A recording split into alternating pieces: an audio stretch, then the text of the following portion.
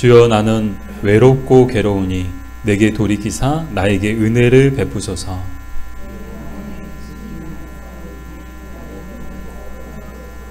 나의 공고와 환난을 보시고 내 모든 죄를 사하소서.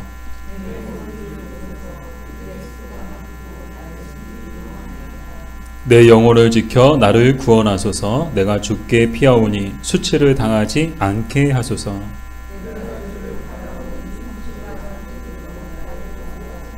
같이 읽겠습니다. 하나님이여 이스라엘을 그 모든 환난에서 속량하소서. 아멘. 하나님 감사합니다. 저희들 사랑해 주셔서 무더위 속에도 하나님을 예배하는 복된 자리로 저희들을 불러주셔서 하나님 감사합니다. 이 시간도 하나님의 말씀 앞으로 나아갑니다. 오늘도 살아계시는 하나님의 말씀을 통해 주의 음성을 듣게 하여 주시옵소서. 예수님의 이름으로 기도드립니다. 아멘. 자, 오늘은 시편 25편의 마지막 부분입니다. 다윗은 자신의 심경을 솔직하게 토로하고 있는데요. 우리 16절에서 17절까지의 말씀 우리 같이 볼까요? 16절에서 17절. 주여 나는 외롭고 괴로우니 내게 돌이키사 나에게 은혜를 베푸소서. 내 마음에 근심이 많사오니 나를 고난에서 끌어내소서. 여기서는 우리도 다윗도 정말 연약한 인간이었음을 우리는 발견하게 되죠. 그동안 우리는 잘 몰랐어요. 다윗은 외롭지도 않고 괴롭지도 않고 두려움도 못 느끼고 걱정도 없고 근심도 없는 줄 알았습니다. 그런데 아니었던 거예요. 이 골리앗을 쓰러뜨리고 이스라엘을 통일한 천하의 다윗도 뭐였다는 거예요? 많이 외롭고 많이 괴로웠으며 마음에 근심이 많았다는 거예요. 그럼 왜 다윗의 마음이 이토록 외롭고 괴로우며 근심이 많았는가? 그 이유가 나오죠. 바로 고난 때문이었습니다. 그의 인생 가운데 찾아온 고난 때문에 지금 다윗의 마음이 어때요? 외롭고 괴롭고 근심이 가득하다라는 거예요. 근데 잘 모르는 사람들은요, 뭐 다윗의 인생에 무슨 고난이 있었냐? 다윗의 성장 그 배경을 볼 때 이 다윗은 한 집안의 막내로서 정말 아무 고생도 없이 그저 사랑만 받고 어리광만 부리며 산 줄로 생각합니다. 그러나 착각입니다. 다윗이 이세 집안의 막내로 그가 담당했던 역할은 이 집안의 귀염둥이 이 마스코트가 아니었습니다. 이 다윗이 그 집안의 막내로서 그가 담당했던 역할은요, 가축을 돌보는 일이었어요. 고대 이스라엘에서는요, 가문의 막내 아들이 가족의 가축을 돌보는 일들이 많았대요. 즉, 이 가정에서, 이 이스라엘 집안에서 뭐 8명의 그 형제들이 있었지만 그 중에서 가축을 돌보는 일이 누구의 역할이었던 거예요? 이 막내의 역할이었던 거예요. 다윗도 예외는 아니었습니다. 어린 나이에 홀로 가축을 돌보는 일이 쉬웠을까요? 결코 쉽지 않았습니다. 이 당시 지역에는 사자와 곰이 서식하고 있었고 종종 양떼의 새끼를 물어가는 일이 있었기 때문에 한시도 긴장을 늦출 수 없었으며 때론 양을 지키기 위해 사자와 곰과 맞서서 싸우기도 해야 했습니다. 뿐만 아니라 의지할 사람 하나 없이 홀로 광야나 들에서 오랜 시간을 보내야 했으니 이거 얼마나 외롭고 고독했을까요? 뭐 아무도 없어요. 홀로 이 양들을 돌봐야 됐던 거예요. 많은 시간. 뭐 그때 핸드폰이 어디 있어요? 그때 뭐 광야에 뭐 들에 뭐 TV가 어디 있어요? 그럼 오로지 정말 많은 시간을 이 양들하고만 보내야 됐던 거예요. 그러면 얼마나 외롭고 고독했을까? 그러니 다윗은 어렸을 때부터 이미 외로움과 괴로움에 익숙해져 있었을 것입니다. 이후로 다윗에게 고난은 이 파도처럼 계속 몰려왔는데요. 이 사울 왕에게 10년이라는 세월을 쫓겨 다녀야 했고 사울이 죽어서도 제2, 제3의 사울 같은 대적과 원수들에게 늘 쫓겨 다녀야 했습니다. 만약 누군가 다윗에게 당신의 인생을 한마디로 표현해 보라고, 여러분들도 만약 누군가 제가 질문을 여러분들에게 한번 들어볼 때 여러분의 인생을 한마디로, 그것도 한 단어로 표현하라고 한다면 여러분 뭐라고 표현하고 싶으세요? 아마 다윗에게 물었다면 다윗은 이렇게 표현했을 것 같아요. 도망자. 자신의 인생을 한마디로 표현해라. 그럴 때 아마 다윗은 나의 인생은 나는 도망자였다 도망자 같은 삶을 살았다. 우리가 잘 아는 것처럼 다윗은요, 늘 도망 다니고요, 늘 쫓겨다니고, 늘 피해 다니고, 그런 삶을 살아야 했습니다. 정말 다윗의 인생에는요, 이 인생 자체가 그냥 고난이었어요. 고난이 가득했어요. 이 인생에 가득했던 게 뭐예요? 그냥 하나님의 복과 하나님의 은혜가 가득했던 게 아니고 정말 많은 시련과 고난과 어려움들이 가득했다는 것이죠. 그래서 그 가득한 고난으로 인해서 다윗은 많이 외롭고 괴로웠으며 근심이 많았다는 거예요. 사랑하는 여러분, 여러분의 마음은 어떤가요? 다윗처럼 외롭고 괴로우며 근심이 많은가요? 오늘날 살아가는 사람들, 특히 한국 사람들 보면요, 표정이 다들 어두워요. 저도 그렇죠. 저도 그런데요, 표정이 다들 어두워요. 무거워요. 왜요? 인생에 고난이 많아요. 사는 게 힘들어요. 사는 게 쉽지가 않아요. 어떻게 먹고 살아야 되나? 어떻게 자녀들을 키워야 되나? 그런 많은 고민과 근심과 염려와 또 모든 게 불확실한 이 세상 속에서 이 불확실한 세상에 대한 두려움, 그런 두려움들을 가지고 살다 보니까 이거 누가 대신 해줄 수가 없는 거야. 누가 내 인생을 대신 살아줄 수 있는 것도 아니고 누가 늘 그림자처럼 내 인생의 문제를 해결해 주는 것도 아니니까 늘 현대를 살아가는 많은 사람들이 느끼는 게 뭐예요? 다윗과 같은 외로움과 괴로움이다라는 거예요. 오늘날 많은 현대인들이 느끼는 게 뭐예요? 사람이 많아요. 주변에 사람들이 많은데 그 많은 사람들 속에서도 뭘 느껴요? 외로움과 고독함을 느끼죠. 그리고 인생의 그 무거운 짐으로 인해서 많은 사람들이 괴로움 가운데 살아가고요.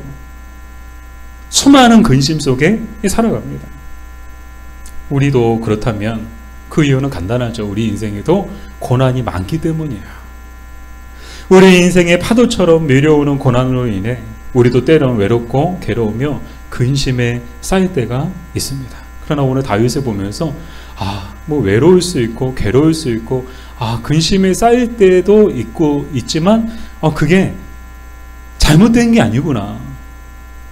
왜요? 다윗을 통해서 위로를 받는 거예요. 다윗도 그랬거든요. 다윗의 인생에도 천하의 다윗도 외롭고 괴로웠으며 많은 근심에 쌓여 있었다는 거예요. 저는 여기서 위로를 받더라고요. 다윗도 그랬구나. 다윗도 이렇게 외롭고 다윗도 이렇게 괴로워했으며 다윗도 이렇게 근심이 많았구나. 그러나 위로만 받는 것이 아니라 중요한 영적 가르침도 받게 되는데요. 다윗은 외로움과 괴로움과 근심의 파도가 몰아치는 고난의 바다 한가운데서도 믿음을 가지고 주를 바라보았습니다.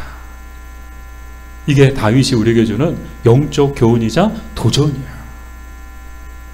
그냥 외로워하고 괴로움 속에 자기를 매몰시키지 않았다는 거야. 어떻게 했습니까?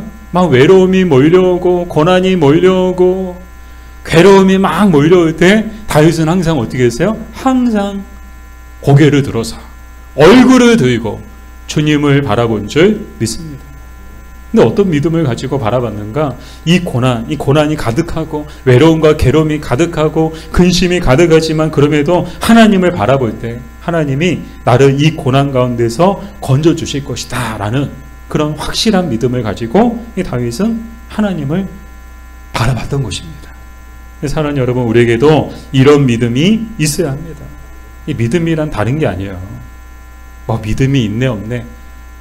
믿음은 다른 게 아니에요. 믿음은 바라보는 거야. 무엇을 바라보는 것이냐? 하나님을 바라보는 것이 믿음인 줄 믿습니다. 어떤 상황과 환경 가운데서도 그냥 문제 바라보지 말고 환경과 상황을 바라보지 말고 뭘 바라보는 거예요? 고개를 들고 얼굴을 들고 주님을 바라보는 것이 믿음인 줄 믿습니다. 그래야면 반드시 주님이 우리를 고난 가운데서 건져 주실 것입니다. 계속해서 다윗은 고난의 원인이 바로 자신의 죄 때문임을 고백하고 있는데요. 우리 18절 말씀을 우리 같이 읽어볼게요. 나의 공고와 환난을 보시고 내 모든 죄를 사하소서. 지금 다윗이 자기 고난의 그 이유가 뭔가? 그 고난의 이유, 자기 인생에 찾아오는 이 고난의 원인이 뭔가? 뭐 때문이라는 거예요? 바로 자기의 죄 때문이다라는 거예요. 사실 이 똑같은 이 사건이라도 어떻게 바라보느냐에 따라서 해석이 다른 것처럼 우리 인생에 찾아오는 고난도 어떤 눈으로 바라보느냐에 따라서 그 해석이 다를 수 있는데요. 이 누군가는 모든 고난의 원인, 자기 인생에 찾아오는 고난, 뭐 우리 인생에도 많은 고난이 찾아오잖아요. 그 인생에 찾아오는 모든 고난의 원인을 밖에서 찾는 사람들이 있더라고요. 다 밖에서 찾아요. 외부의 환경과 상황, 그리고 사람들에게서 찾는데요. 대표적인 사람들이 출애굽한 이스라엘 사람들이었죠. 뭐 출애굽의 은혜를 입었어요. 엄청난 그런 광복, 우리나라의 광복절만큼의 엄청난 은혜를 입었어요. 근데 이 은혜를 입은 이 이스라엘 사람들이 출애굽했을 때부터 그들이 하나님 앞에 쏟아냈던 게 뭐예요? 온갖 원망과 불평을 쏟아낸 거예요. 먹을 게 없다, 홍해가 가로막고 있다, 마실 물이 없다, 쉴 수 있는 곳이 없다. 그러면서 온통 그 고난, 자기들에게 찾아오는 그 고난의 원인을 다 누구에게 전가시킨 거예요? 다 하나님에게, 그리고 모세에게. 그래서 끊임없이 모세와 하나님을 원망하죠. 우리도 그렇지 않나요? 우리 인생에 찾아오는 모든 고난의 원인을 다 밖에서 찾지 않나요? 다 엄마 때문이야. 다 아빠 때문이야. 다 누구 때문이래요. 자기 인생에 찾아오는 고난을요, 우리 부모님 때문에, 다 아빠 때문에, 다 엄마 때문에, 다 누구 때문에, 다 밖에서 찾아요. 직장의 동료 때문에, 직장의 상사 때문에, 옆집 사람 때문에, 모든 고난의 원인을 다 밖에서 찾는 거예요. 그리고 그들에게 이 책임을 전가하고 있지는 않나요. 그러나 다윗은 달랐습니다. 다윗은 자신의 인생 가운데 찾아오는 모든 고난이 다 자신의 죄 때문이라고 생각했다는 거예요. 그래서 지금 하나님 앞에 뭐 하고 있는 거예요? 하나님 앞에 회개하고 있는 거예요. 나아가 다윗은 고난을 제거해달라고 기도하지 않고 지금 고난을 초래한 자신의 죄를 제거해달라고 기도했다는 거예요. 이 기도가 달랐어요. 어떻게 이런 생각과 어떻게 이런 기도를 드릴 수 있는가? 다윗은 경건한 사람이자 온유한 죄인이었기 때문에 이런 생각을 하고요, 이런 기도를 드릴 수 있는 거예요. 온유한 죄인들만이 모든 문제의 원인, 모든 인생의 어려움 가운데 그 원인을 밖에서 찾지 않고요, 안에서 찾아요. 그리고 그 고난에서 빨리 건져 주시고 그 고난을 내 인생에서 제거해 주시는 거, 문제가 되는 그런 인간들, 문제가 되는 그런 것들 다 하나님 다 제거해 주세요. 그렇게 기도하지 않고요, 먼저 내 안에 있는 죄를 제거해 달라고 기도하는 거예요. 사실 다소 의문스러운 것이 이 다윗에게 무슨 죄가 있나. 근데 우리가 이제 시편을 보면서 이 몰랐던 사실들을 많이 깨닫게 돼요. 다윗도 죄가 많았구나. 드러나지 않았을 뿐이지 다윗이 자기 입으로 자기 죄를 고백해요. 좀 전에도 깜짝 놀랐어요. 저는 앞에 상황을 보고 얘기를 했는데 뒤에서 제가 그랬습니다. 그래가지고 깜짝 놀랐어요. 그래서 형제님한테 저는 몰랐는데 앞에서 지금 일어난 상황 가지고 저는 이야기를 한 건데 솔직하게 얘기해 주셔가지고 깜짝 놀랐어요. 그래서 한편으로는 감사한 거예요. 감사해요. 다윗이 뭐예요? 지금 다윗에 대해서 누가 이게 다 너의 죄가 욥의 친구들처럼 너의 인생 가운데 찾아오는 고난은 다 너의 죄 때문이다. 그러니 하나님 앞에 회개하라. 누가 막 옆구리 콕콕 찌르고 막 꼬집고 막 때리고 그래서 다윗이 어쩔 수 없이 그냥 내가 죄가 있나 보다. 하나님 제가 있으면 용서해 주세요. 그러고서 이 고백을 하고 있는 게 아니라는 거야. 누가 말하지 않아도 다윗은 경건한 사람이자 온유한 죄인으로서 가장 먼저 드는 것이 내 인생 가운데 이런 고난이 찾아오는 것은 내가 지난날 지었던 죄 때문에 이 고난이 찾아오는 것은 아닌가. 그리고 하나님 앞에 기도할 때도 이 고난을 빨리 제거해 주세요. 이 문제가 되는 이 인간들, 그냥 보기 싫은 인간들, 이 얄미운 인간들 빨리 제거해 주세요. 내 눈앞에서 사라지게 해주세요. 아니요. 내 안에 있는 죄를 가장 먼저 제거해 주세요. 그렇게 기도했다는 거예요. 우리 17세기 영국의 청교도 목사였던 리처드 십슨은 이렇게 말했는데요. 우리 제사야. 사람의 영혼이 병들어 있기 때문에 하나님은 육체의 질병으로 징계하신다. 영혼을 고치기 위해 육체의 고통을 주신다. 그러므로 당신의 영혼부터 고치라. 이런 말씀을 하셨더라고요. 왜 우리 인간에게 질병의 고통이 찾아오는가? 뭐 하나님의 뜻도 있죠. 뭐 하나님의 뜻도 있지만 또 많은 경우에는 우리 인간의 죄 때문에, 우리 영혼에 있는 질병 때문에 하나님이 그 영혼의 질병을 깨닫고 그 영혼의 질병을 고치게 하시기 위해서 가장 먼저 육체의 고통을 주신다는 거야. 우리 인생에 왜 어려움이 찾아와요? 우리 인생에 왜 고난이 있습니까? 그 이유가 뭐라는 거예요? 우리 영혼을 고치시기 위해서 하나님이 우리 인생 가운데 이런 고통을 주시기도 하신다는 거예요. 그래서 가장 먼저 고쳐야 될 것은 무엇이냐? 영혼부터 고쳐야 된다는 거예요. 그러면 머지않아 하나님께서 그의 죄를 사해 주실 뿐만 아니라 병도 고쳐 주실 것이다 라고 이야기를 하셨는데요.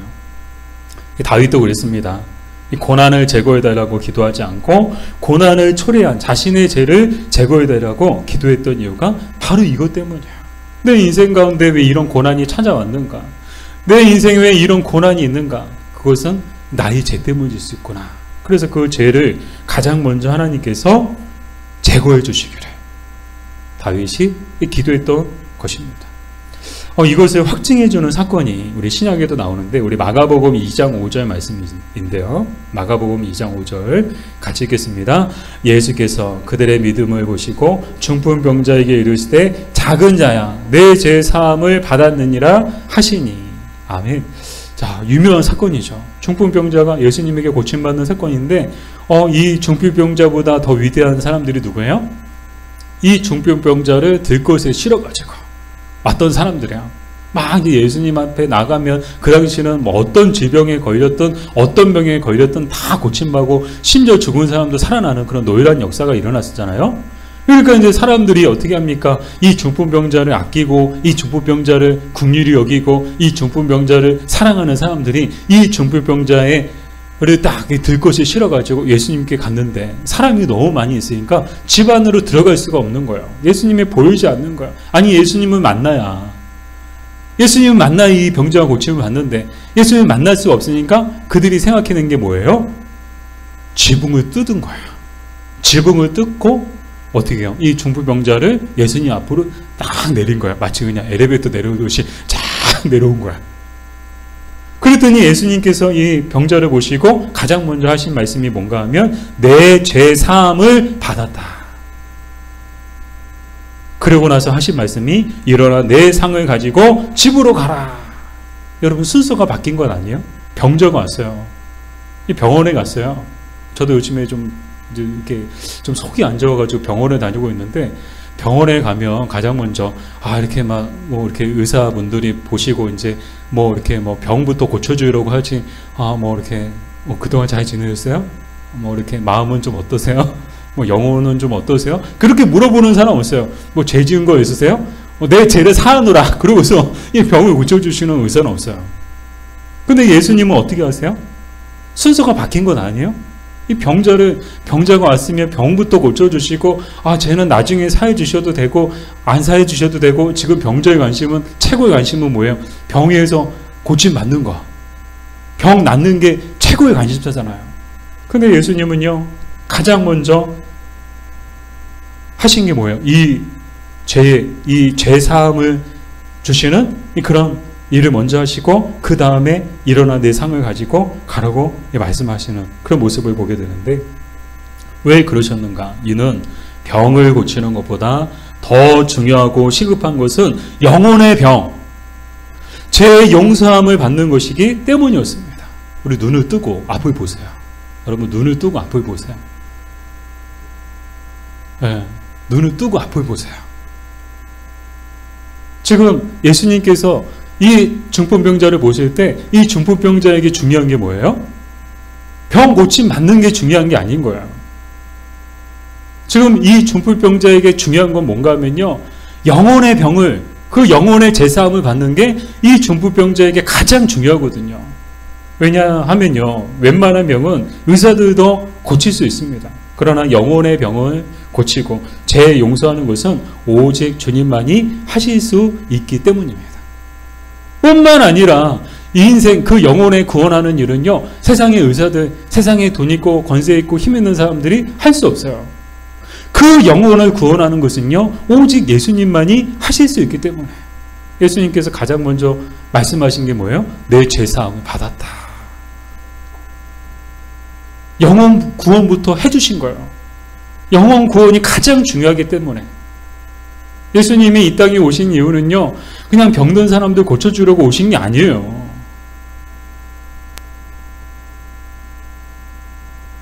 그냥 병든 사람들, 죽어가는 사람들 고쳐주시고 살려주시기 위해서 오신 게 아니고요, 그 영혼을 고쳐주시고 그 영혼을 구원해 주시기 위해서 예수님께서 이 땅에 오신 줄 믿습니다. 사랑하는 여러분, 우리도 이것을 기억해야 합니다. 우리 인생에 고난이 찾아올 때 가장 먼저 해야 할 일은 하나님 앞에서 온유한 죄인으로 엎드리는 것입니다. 그리고 우리에게 죄가 있다면 그 죄를 고백하고 용서해 주시기를 구해야 합니다. 우리의 병 고쳐주시기보다 먼저 우리의 영혼 고쳐주시기를 구해야 합니다. 그러면 주께서 우리의 영혼을 고쳐주실 뿐만 아니라 병든 몸도 고쳐주실 것입니다. 자, 마지막으로 다윗의 고백을 볼게요. 우리 20절 같이 읽겠습니다. 내 영혼을 지켜 나를 구원하소서. 내가 주께 피하오니 수치를 당하지 않게 하소서. 아멘. 이 지난 시간 다윗이 가장 잘한 예, 또 오늘 앞에서도 제가 복습하면서 우리 되새김하면서 말씀을 드렸죠. 다윗이 가장 잘한 일이 있다고 제가 말씀을 드렸어요. 자, 첫 번째, 골리앗을 쓰러뜨린 예. 두 번째, 이스라엘을 통일한 예. 세 번째, 예루살렘 성전을 설계한 예. 네 번째, 하나님을 바라본 것. 자, 다윗이 가장 잘한 일이 뭘까요? 하나님을 바라본 것. 근데 오늘 본문에 보니까 다윗이 잘한 것이 또 하나 있는데 그게 뭔가 하면요, 항상 주님께 피한 것. 오늘 20절에 내 영혼을 지켜 나를 구원하소서. 내가 주께 뭐하오니? 피하오니. 다윗은요, 항상 하나님께 피했어요. 다윗의 비상구, 다윗의 피난처는 항상 하나님이었던 거예요. 근데 오늘 이 본문을 공동번역 성경으로 보니까 이렇게 번역을 하고 있더라고요. 당신의 품속에 달려들어오니. 아멘. 내가 주께 피했다. 이 피했다는 것을 공동번역에서는 당신의 품속에 달려들어오니. 주님의 품속으로 달려갔다는 거예요. 고난이 찾아오고 외로움과 괴로움이 막 몰려올 때마다 다윗은 어떻게 했다고요? 주님의 품속으로 달려갔다는 거예요. 주님의 품속이 뭐예요? 바로 주님의 임재인 줄 믿습니다. 주님의 임재 가운데로 나아갔더니 어떻게 했어요? 하나님이 그 모든 고난 가운데서 다윗을 건져주신 줄 믿습니다. 정말 세상에 안전한 곳이 있을까요? 다윗에게 정말 다윗이 안전함을 느끼고 다윗이 정말 안전하게 숨을 수 있고 또 피해 다닐 수 있는 그런 피난처가 정말 다윗의 인생 가운데, 다윗의 주변 가운데 있었을까요? 없어요. 세상에는 없어요. 오직 이 하나님, 그 하나님의 품만이 가장 안전한 곳이었고, 그것을 다윗도 알았기 때문에 다윗은 늘 인생의 고난이 찾아오고 외로움과 괴로움이 막 몰려올 때마다 항상 하나님의 품으로 달려갔다는 거예요. 사랑하는 여러분, 우리 인생에도 어려움이 찾아오고 그로 인해 우리 마음에도 외로움과 괴로움과 근심이 몰려올 수 있습니다. 우리 그때마다 항상 주님께 피하는 우리가 되었으면 좋겠습니다. 항상 주님께로 피하는 거예요. 주님의 품으로 달려가는 거예요. 그러면 주님이 반드시 우리를 보호해 주시고 우리를 그 모든 환난 속에서 성량해 주실 것입니다. 우리 괴로울 때 주님의 얼굴 보라. 우리 같이 부르시겠습니다.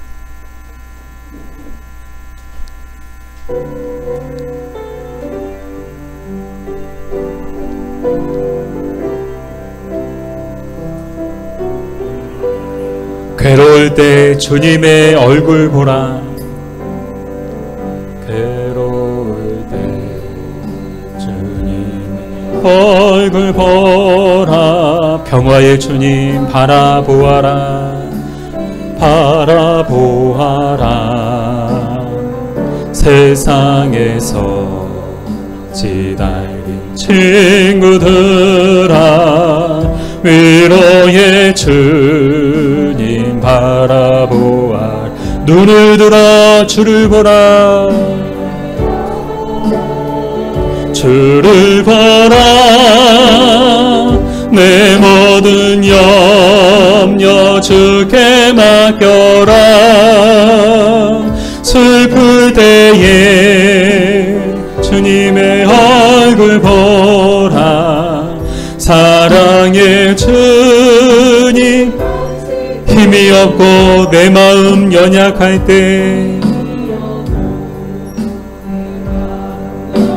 우리 다 같이 일어나서 우리 부르실까요? 능력의 주님 바라보아라. 주의 이름을 부르는 모든 자는, 부르는 모든 자는 힘주시고 늘 지켜주시리. 눈을 들어 주를 보라. 주를 보라. 내 모든 염려 주께 맡겨라. 슬플 때에 주님의 얼굴 보라. 사랑의 주님, 힘이 없고 내 마음 연약할 때, 힘이 없고 능력의 주님 바라보아라. 주의 이름 부르는 모든 자는 힘주시고 늘 지켜주시리. 눈을 들어 주를 보라. 눈을 들어 주를 보라. 내 모든 염려 주께 맡겨라. 슬플 때에 주님의 얼굴 보라. 사랑의 주님, 눈을 들어 주를 보라. 눈을 들어 주를 보라. 내 모든 염려 주께 맡겨라. 슬플 때에 주님의 얼굴 보라. 사랑의 주님 안시 주리라. 주님, 외롭고 괴로울 때마다 눈을 들어 주님을 바라보고 주님의 품속으로 달려가게 하여 주시옵소서. 그리하여 위로와 힘과 안식을 얻는 저희들 되게 하여 주시옵소서.